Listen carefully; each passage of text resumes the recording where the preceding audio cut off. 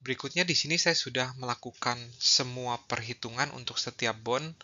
Jadi di sini untuk bond yang pertama misalkan ya, untuk bond yang pertama ini, di sini ada dua kolom.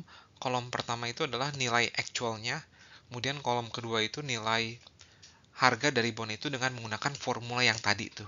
Ya, jadi ketika berubah jadi 5%, tadi nih kita dapatkan 972,5, walaupun harga sebenarnya itu adalah 972,459. Sangat mirip ya.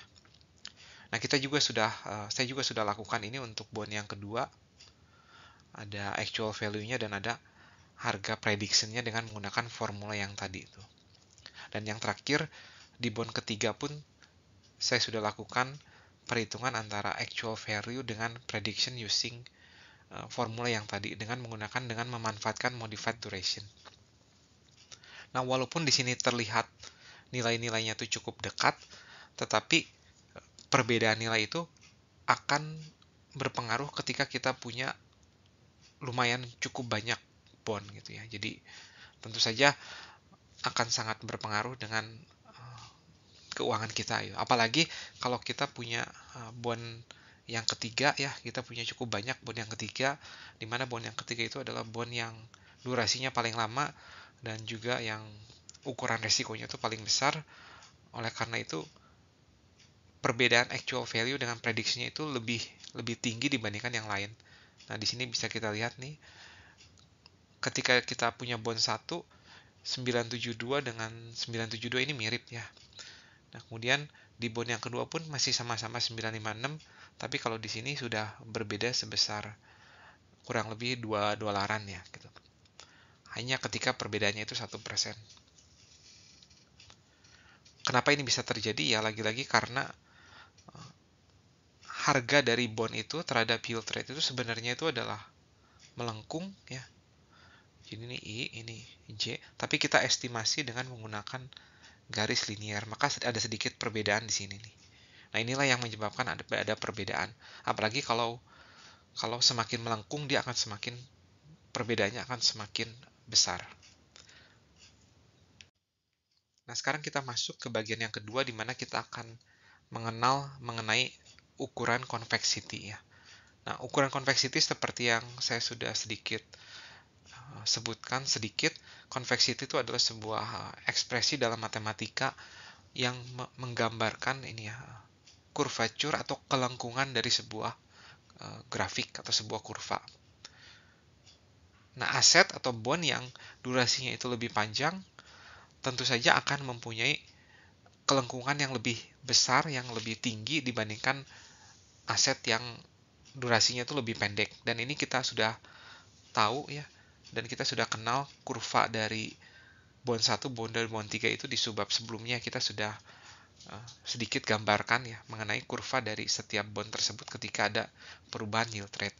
Dan akibatnya karena aset-aset yang punya curvature yang lebih melengkung tersebut, maka akan memberikan kita estimasi yang lebih buruk ketika yield rate-nya itu berubah gitu ya.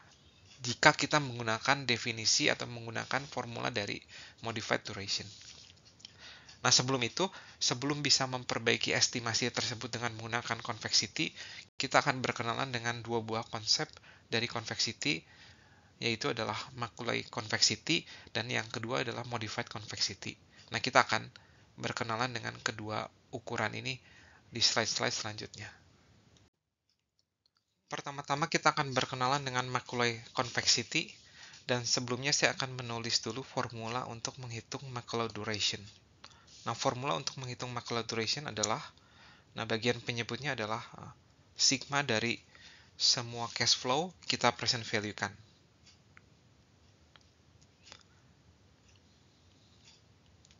Nah, bagian atasnya tuh adalah sigma dari mungkin saya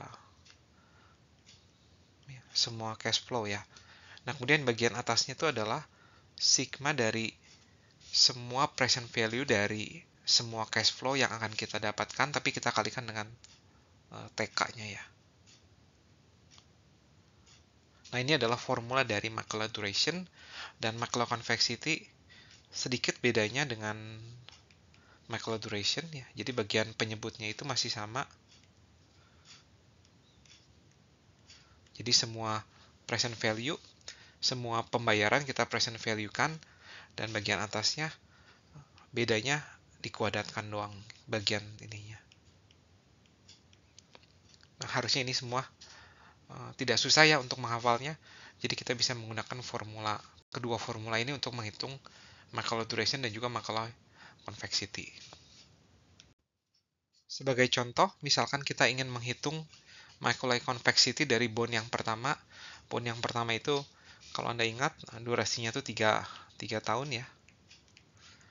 Dan kuponnya itu 4%, semi-annually, berarti yang kita dapatkan setiap pembayaran itu adalah 20.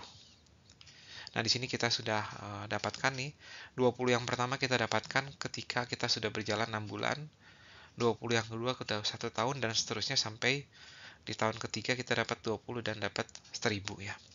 Nah, itu adalah semua pembayaran-pembayaran di masa depan yang akan didapatkan, kemudian kita present value-kan dan kita jumlahkan, dapatnya 1000, karena kebetulan yield rate-nya itu sama, yaitu 4% juga. Nah, kemudian di kolom berikutnya kita kalikan dengan waktu, ya, dan kita jumlahkan, dan setelah kita jumlahkan, kita bagi dengan kolom yang ini nih, ini kolom yang kedua nih ya, ini kolom yang ke-1. Jumlah kolom ketiga kita bagi dengan jumlah kolom yang kedua, terus kita jumlahkan dan kita dapatkan durasinya, yaitu 2,86 Macaulay duration-nya. Tapi ketika kita ingin menghitung convexity atau Macaulay convexity, yang kita lakukan adalah T kuadrat dikali present value ya. Nah, ini kita dapatkan dan kita jumlahkan, kemudian kita bagi dengan kolom yang kedua dan kita dapatkan Macaulay convexity-nya adalah 8,4. Nah, dengan menggunakan Excel ya tentunya saja kita dapat menghitung Macaulay convexity dengan mudah. Tapi kalau tidak menggunakan Excel, tentu saja dengan tangan agak sedikit sulit karena akan memakan waktu yang cukup lama ya. Namun biasanya Macaulay convexity sudah diberikan dan kita akan diminta untuk menghitung modified convexity dengan menggunakan Macaulay convexity.